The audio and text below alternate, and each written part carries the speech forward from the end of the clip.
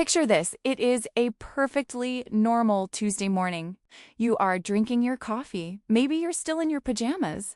The garbage truck has come and gone. Life is good. Then there is a knock at the door. Not just any knock. The knock of a postal worker holding a certified letter.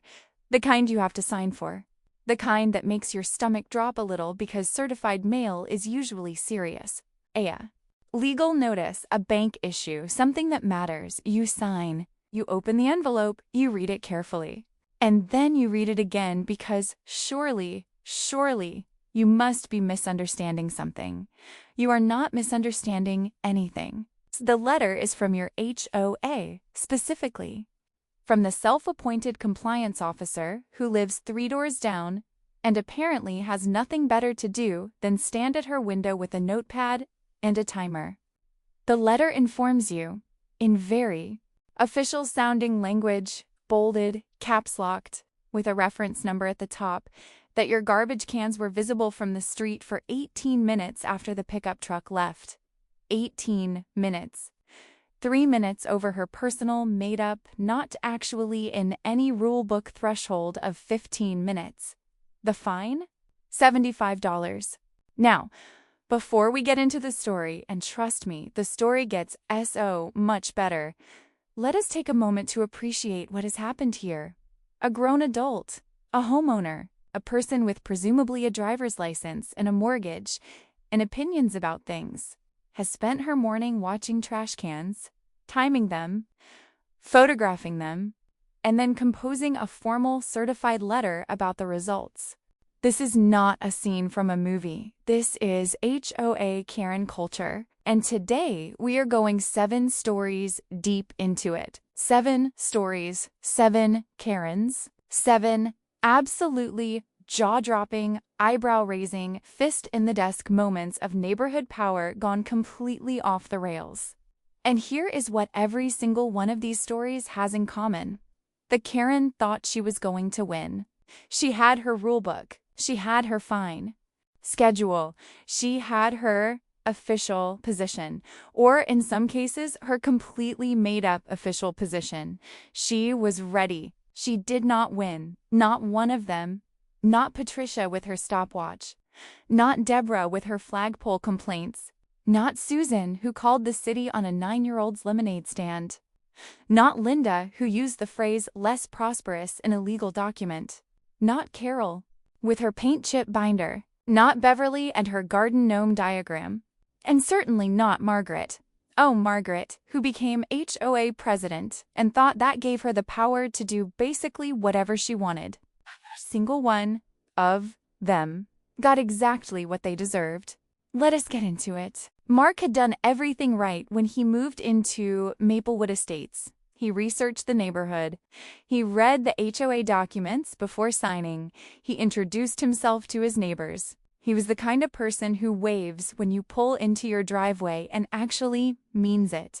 He had no idea Patricia existed. Patricia had lived in Maplewood Estates for 9 years. In that time, she had filed over 200 formal complaints against her neighbors. 200. That is an average of more than 1 complaint every 2 weeks for 9 straight years against people who were simply trying to live in their own homes. She had complained about driveways, front doors, holiday decorations, window blinds, mailbox colors, lawn furniture, and once, famously among the longer-tenured residents, a windsock. But Patricia's real passion, her true calling, was trash cans. Every single garbage day, Tuesday and Friday, Patricia would position herself at her front window with a small spiral notepad and what neighbors had come to call the stopwatch. The moment the garbage truck turned onto the street, Patricia began timing.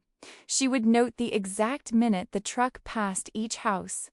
She would then monitor each driveway and note the exact minute the bins were brought back in. Her threshold was 15 minutes. Not 20. Not 30. 15. If your bins were still at the curb 16 minutes after the truck passed, 1 minute over, you were getting a notice. 2 minutes over? A warning letter. 3 minutes over? Certified mail. Mark left his bins out for 18 minutes. He did not know Patricia's system existed. He did not know there was a system. Because here's the thing. There was no official rule about garbage can retrieval times in the Maplewood Estates HOA documents. Patricia had simply decided that 15 minutes was the right amount of time, written it on a laminated card. She kept in her notepad and began enforcing it as if it were law. When the certified letter arrived, Mark read it 3 times. Then he called his neighbor Dave, who had lived there for 6 years. Dave's response was immediate. "Oh, you got Patricia'd." He said it the way someone says it when it happens to everyone eventually. Dave explained the system. He explained that Patricia had sent him a notice for leaving his bins out 22 minutes after pickup. He explained that the retired couple on the corner had received 4 notices in 1 year. He explained that a woman 2 streets over had once gotten a certified letter about bins left out during a thunderstorm, because she did not want to go outside in the lightning. Mark asked the obvious question, "Is any of this in the actual HOA rulebook?" Dave paused. "You know what? I never actually checked." Mark checked. He downloaded the full HOA governing documents from the neighborhood portal, made himself a second cup of coffee, and read every page. Trash and recycling had its own section. It covered bin types, placement on collection day, and prohibited items. It said nothing, not one word, about how quickly bins had to be retrieved after pickup. Patricia had invented the entire rule. "I have time-stamped photographic evidence of your known compliance. This is your second warning. Continued failure to comply will result in escalating fines as outlined in the Maplewood Estates Community Standards Enforcement Guidelines." Patricia's certified letter, written in full caps for the key violations. There were no Maplewood Estates Community Standards Enforcement Guidelines. That document did not exist either. Mark forwarded the letter to an HOA attorney he found through a quick online search. The attorney's response came back within 24 hours and was described later by Mark as the most satisfying email I have ever received in my life. In short, Patricia had no legal authority to issue fines. The rule she cited did not exist, and the fine itself was unenforceable. But Mark did not stop there. He posted in the neighborhood's online forum asking simply, "Has anyone else received a fine notice from Patricia about garbage cans?" Within 4 hours, 11 people had responded. Some had paid the fines, some had received 3 or 4 notices. One family had been paying $15 a month as a compliance fee that Patricia had convinced them was standard. It was not standard. It was also made up. All 12 of them showed up to the next HOA board meeting. Patricia was there too, in her usual seat near the front, notepad on the table. The board had not known the extent of what Patricia was doing. When Mark presented the attorney's letter, the governing documents, the list of homeowners, and the total amount of money that had been collected under false pretenses, the room went very quiet. Patricia began to explain that she was simply trying to maintain standards. She was told, very politely but very clearly, that she had no authority to issue fines, that she had never had that authority, and that the board would be issuing a formal statement to all residents clarifying this. Patricia's unofficial compliance officer title was formally dissolved, not that it had ever been formal to begin with. The board issued a written apology to all affected homeowners. Every fine paid under Patricia's made-up rule was refunded in full. A total of $940 was returned to residents. Patricia did not attend the following board meeting, or the one after that. As of the last update from Mark, she still lives in the neighborhood, but the stopwatch has not been seen since. James had served 2 combat tours before buying his home in Cedarwood Hills. He was the kind of veteran who did not talk about his service constantly but carried it quietly, in the way he kept his yard, in the way he showed up early to neighborhood events, in the way he shook hands with every new neighbor who moved onto the street. The day he moved in, before the boxes were even fully unpacked, he mounted an American flag on the front of his house. Standard size, 3 feet by 5 feet. A simple aluminum pole, centered above the porch. It was the first thing he put up, and it meant more to him than he would usually say out loud. Deborah noticed it from her car on her way home from work that same evening. She did not stop to introduce herself. She did not wave. She went inside and measured the flagpole in her mind. Or rather, she pulled up the HOA architectural guidelines and looked up flagpoles, which had a maximum height specification. The HOAS stated maximum was 42 inches from the mounting point. James's pole was 44 inches, 2 inches, 2 inches. Deborah drafted a notice that same night. It was formal, official-looking, and arrived in James's mailbox on his third day in the neighborhood. It cited the specific section of the HOA documents, listed the violation, and gave him 14 days to remove or replace the flagpole or face a $200 per day fine. James read it once, set it on the kitchen counter, called his sister, who was a paralegal. She asked him one question: did she mention the federal law? Deborah had not mentioned the federal law. The Freedom to Display the American Flag Act of 2005 is a piece of federal legislation that specifically and explicitly prohibits homeowners associations from preventing or restricting any homeowner from displaying the American flag. It does not have a lot of exceptions. It does not care about pole height specifications in HOA documents. It is a federal law, and it supersedes local HOA rules in this area entirely. The aesthetic integrity of our community cannot be compromised, regardless of personal sentiment. We ask that you comply within the stated time frame to avoid further action. Deborah's notice, emailed at 11:43 p.m. on a Tuesday. James composed his response carefully. It was 2 sentences long. The first sentence thanked Deborah for bringing the matter to his attention.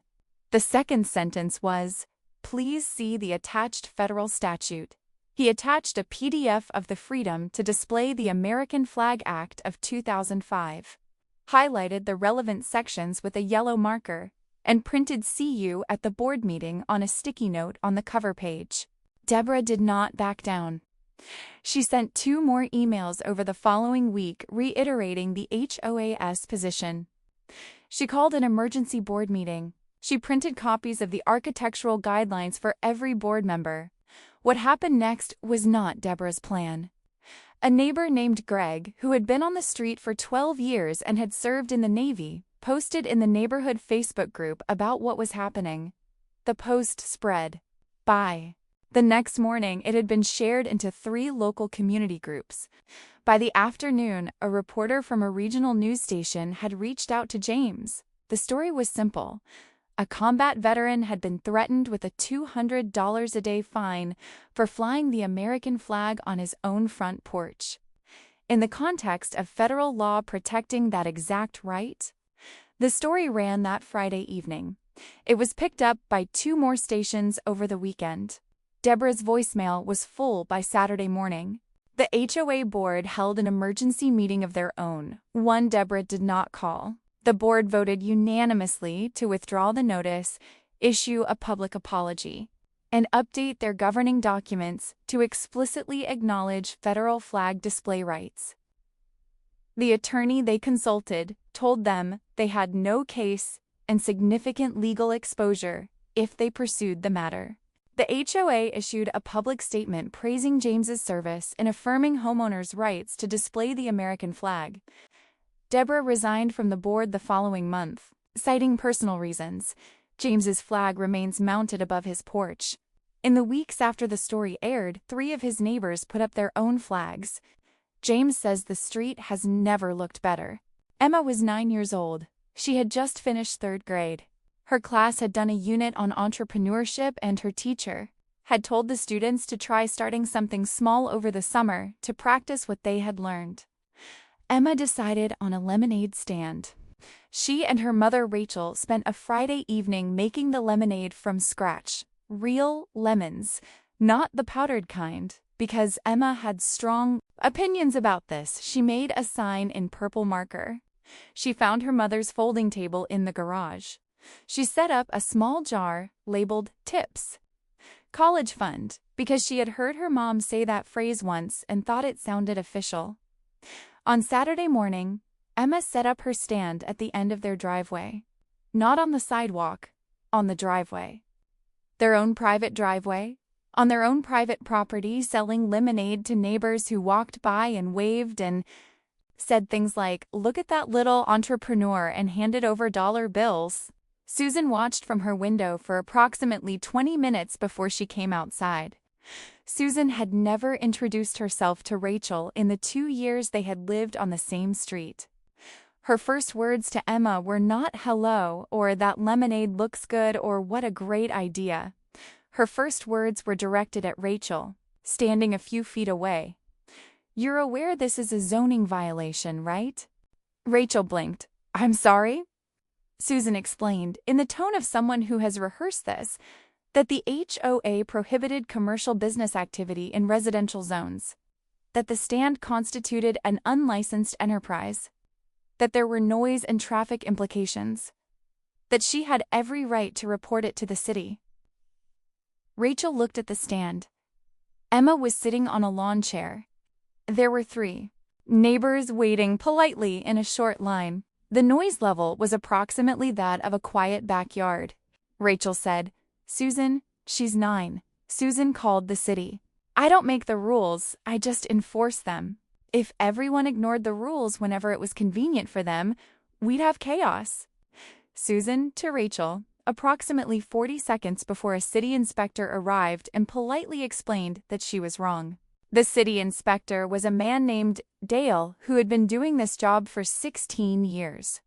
He arrived, looked at the driveway, looked at the 9-year-old, looked at the jar that said "College Fund," and turned to Susan.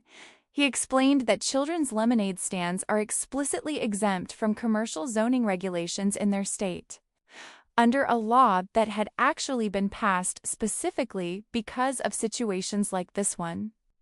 He also mentioned that calling in a complaint about a child's lemonade stand was not the best use of the city's resources.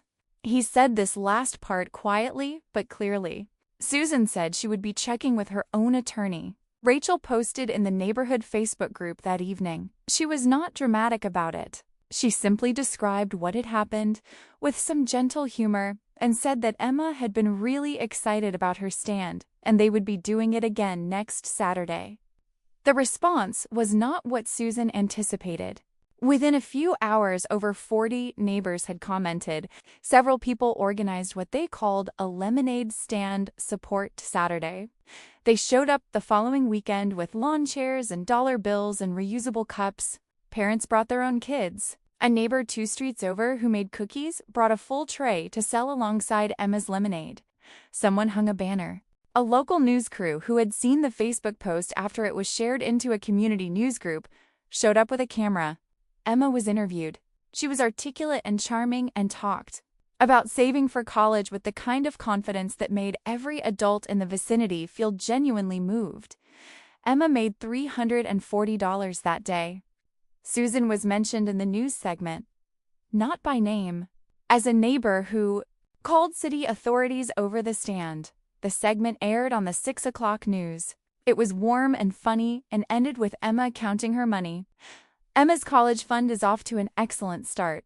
The HOA board updated their community guidelines to explicitly state that children's lemonade stands and similar youth entrepreneurship activities are permitted.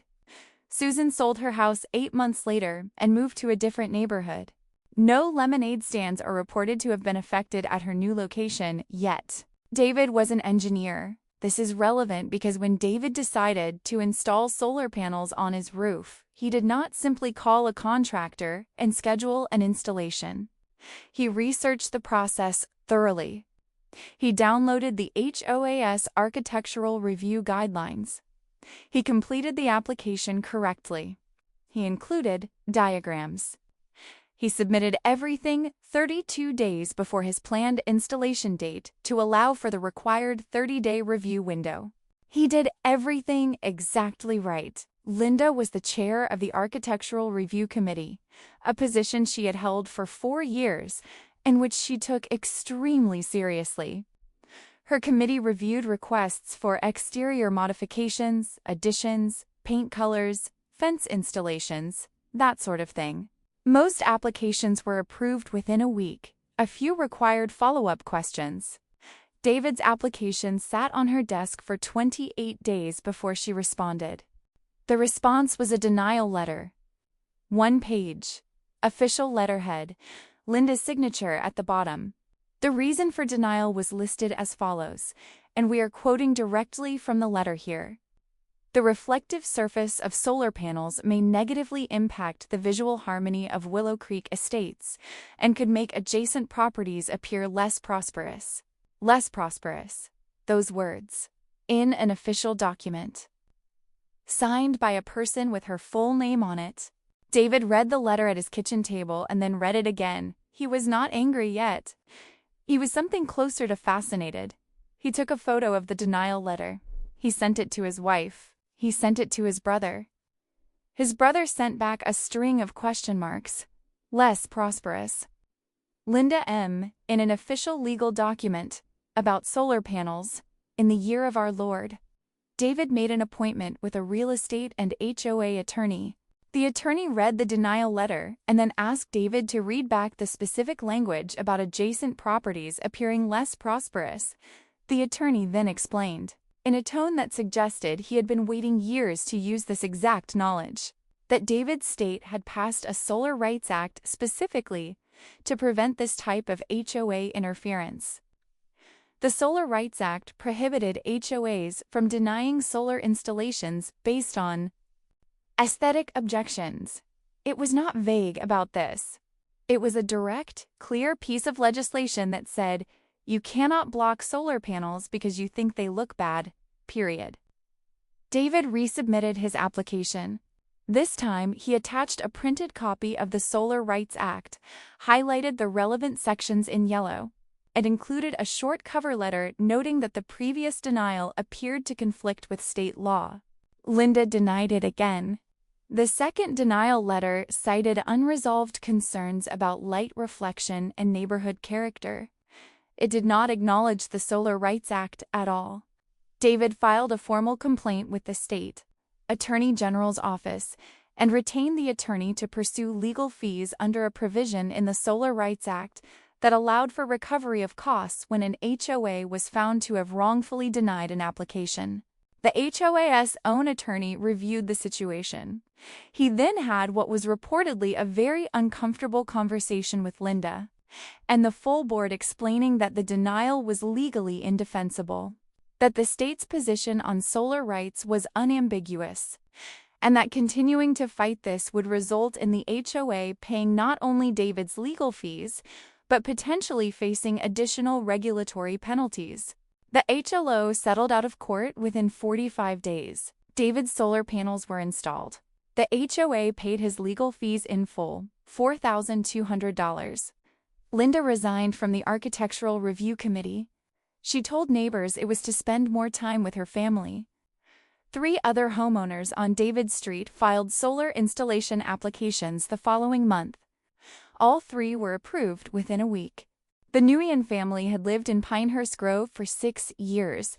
They were quiet, friendly neighbors. They brought homemade food to new neighbors when they moved in. Their kids played with kids on the street. Their yard was always neat.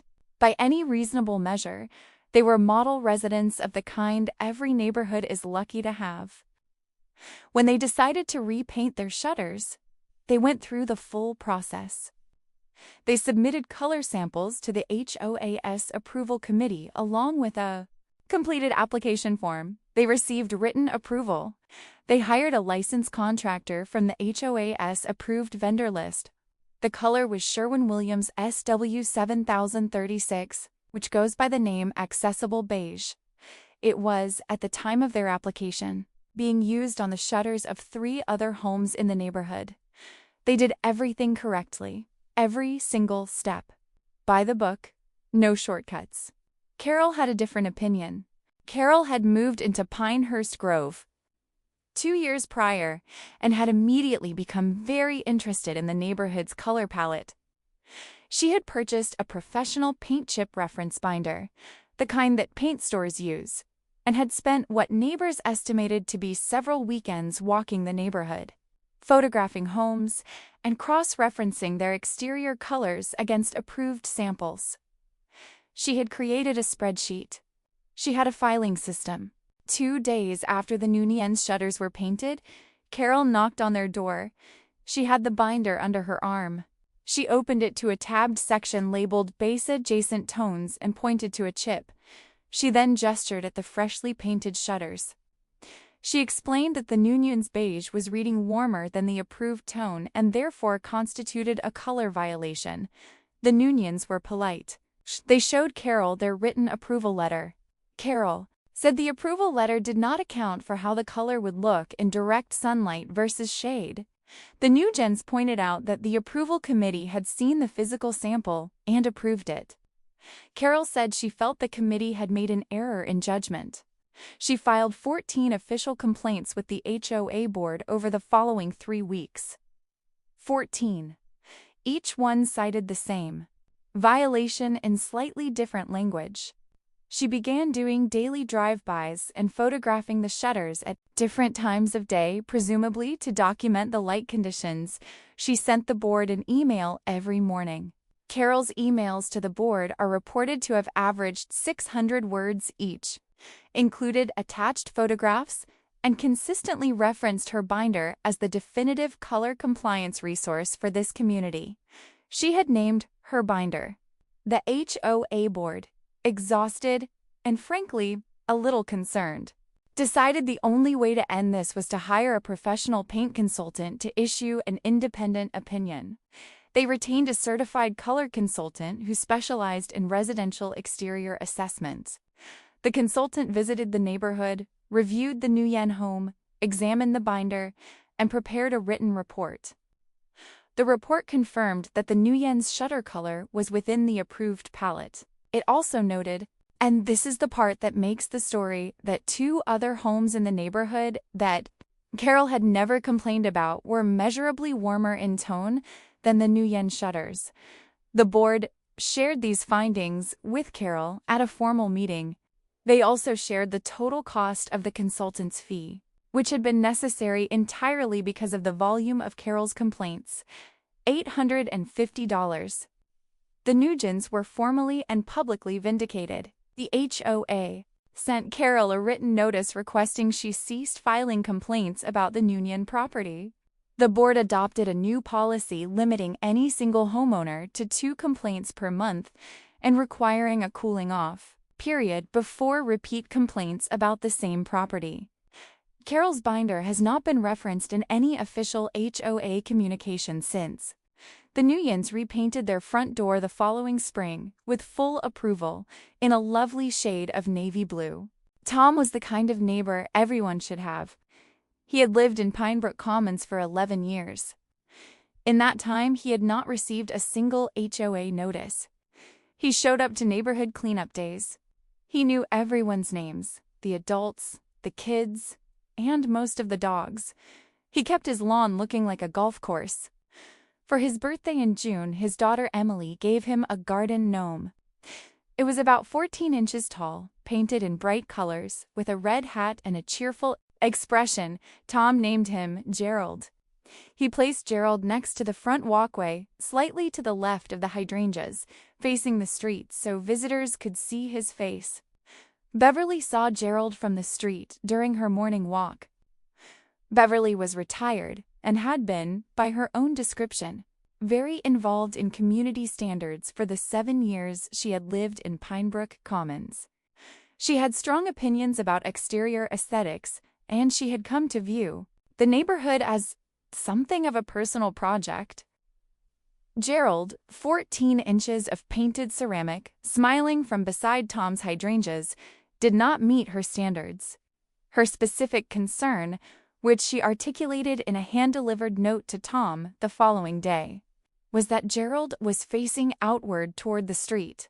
Beverly's view was that an outward-facing decorative figure presented what she called an aggressive visual posture toward passers-by and made the neighborhood feel, in her word, confrontational. Tom read the note. He called his neighbor Mike, who had lived there for 8 years. Mike asked, very carefully, whether Tom was serious. Tom confirmed he was serious. Mike asked him to read the note again out loud. Tom did. There was a long pause. Then Mike said, "Beverly really did that." Tom had assumed the note was not official. It was not. Beverly, however, had bigger plans. She circulated a petition. Going door to door, she collected signatures from 11 residents out of 63 homes on the street to address concerns about exterior decorative posturing. She submitted the petition to the HOA board along with a cover letter and a hand-drawn diagram. The diagram. Let us talk about the diagram. Beverly had drawn, in pencil, and then traced in blue pen, a bird's-eye view of the street. It showed Tom's house, Gerald's position, and a series of arrows, indicating the psychological sightline impact of a figure facing outward versus inward. There were annotations. There were references to what she described as established principles of community spatial harmony. There were footnotes. Beverly submitted a hand-drawn diagram to the HOA board, illustrating the psychological impact of an outward-facing decorative figure on passers-by. The board chair reportedly held it up during the meeting and slowly turned it in different directions, trying to understand the orientation. This document is real. The board meeting was, by all accounts, one of the more memorable ones in Pinebrook Commons history. The board chair read the petition aloud. He then held up the diagram. Board members passed it around the table. One member asked for clarification on the footnotes. Another asked whether there was a front to the diagram or whether it was meant to be read from multiple directions.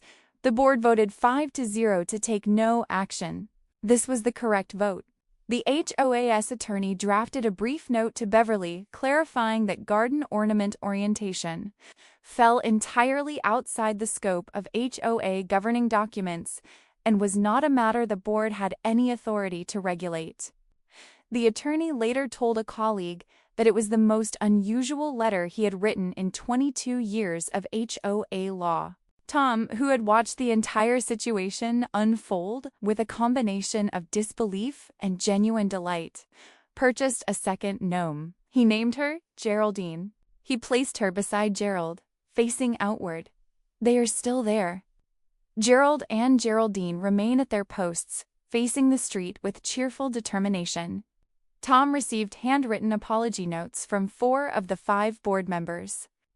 Beverly continued her neighborhood involvement through 2 cheerful garden gnomes side by side on a front walkway facing the street, an outraged older woman in the background pointing at them with a hand-drawn diagram, peaceful suburban garden setting. Margaret's campaign for HOA president was, by the standards of neighborhood governance, impressive. She knocked on doors. She handed out a 1-page platform document. She attended the neighborhood's spring cookout and spoke with everyone. Her platform had 3 pillars: transparency, fairness, and community values. She won with 60% of the vote.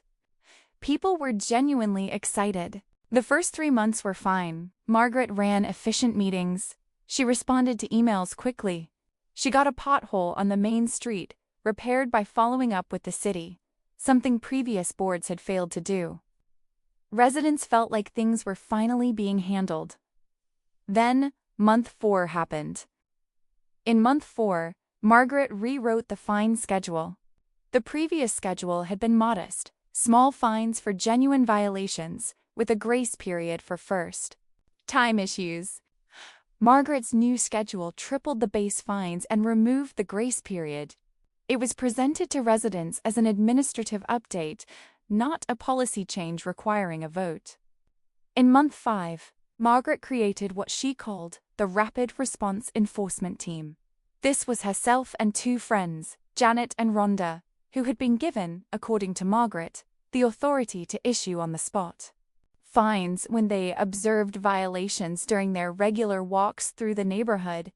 She issued them each a badge she had ordered online. She issued them clipboards. Neither the new fine schedule nor the rapid response enforcement team had been voted on by the board.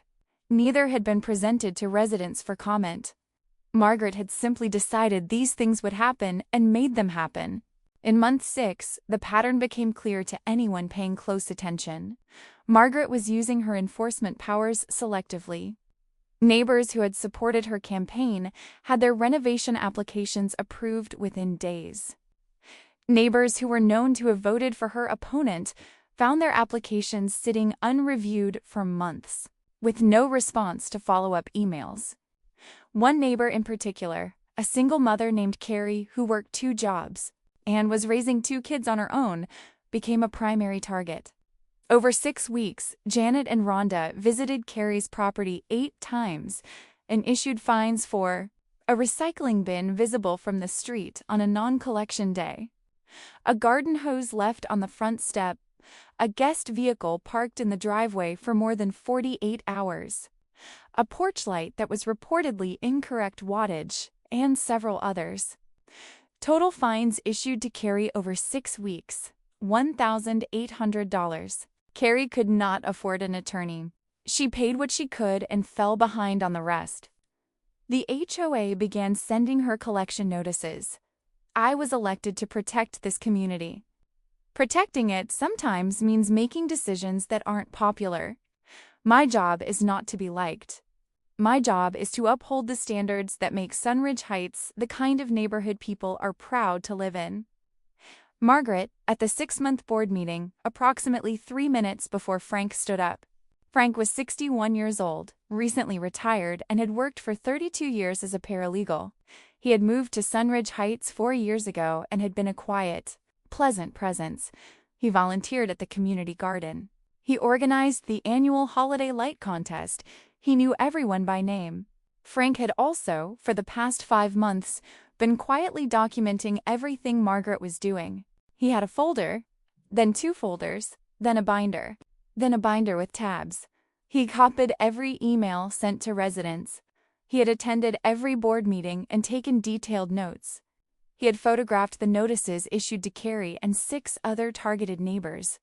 He had pulled the actual HOA governing documents and compared every action Margaret had taken against what she was legally permitted to do. You had 142 pages of documentation. At the 6-month board meeting, after Margaret finished her remarks about protecting the community, Frank stood up and asked to be recognized. He spoke for 14 minutes. He walked through the unauthorized fine schedule changes, the rapid response enforcement team that had never been legally authorized, the pattern of selective enforcement, and the fines issued to Carrie, and others for violations that either did not exist in the governing documents or had never been enforced against other homeowners. He concluded by announcing that he had been in contact with an HOA governance attorney, that he believed multiple actions taken by the current board were in violation of the community's governing documents, and that he intended to organize a formal recall election. Margaret informed him with some confidence that the recall provision had been removed from the governing documents during an administrative update earlier in her term. Frank nodded. He had anticipated this. He explained that the recall provision had indeed been removed from the version of the bylaws currently published on the community portal. However, the original governing documents, the legally binding ones filed with the county, still contained the recall provision. Removing it from the website version did not remove it from the legal document. The original was still in effect. The room was very quiet. Frank organized the recall election over the following 3 weeks. He went door to door himself. He delivered printed summaries of his documentation to every household. He held 2 information sessions at the community center. He was patient, factual, and never once raised his voice. 71% of homeowners voted to recall the board. The margin was not close. an independent HOA management company was brought in to oversee the transition and conduct a full financial audit. The audit confirmed that $14,000 in fines had been collected improperly, either under unauthorized rules, through selective enforcement that violated equal treatment provisions, or from violations that did not exist in the governing documents. Every dollar was refunded. Carrie received her full $1,800 back, plus a personal written apology from the interim board. Frank organized a neighborhood fundraiser that brought in an additional $500 for her family, contributed by residents who wanted to do something beyond the official refund. Margaret was formally removed from office and, under new bylaws drafted with the assistance of an HOA attorney, was prohibited from holding any HOA leadership position for a minimum of 5 years. Jeanette and Rhonda were asked to return their badges. The Rapid Response Enforcement Team was dissolved. Frank was unanimously elected as the new HOA president. His first official act was restoring the original fine schedule. His second was establishing a resident advocate committee, a group of homeowners, not board members, who could review complaints before they escalated to fines. His third was planting new flowers at the entrance to the neighborhood, which the previous board had let go untended. Entered, he paid for them himself.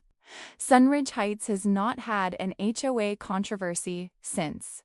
7 stories, 7 Karens, 7 neighborhoods that were turned upside down by people who confused having a little authority with having unlimited power.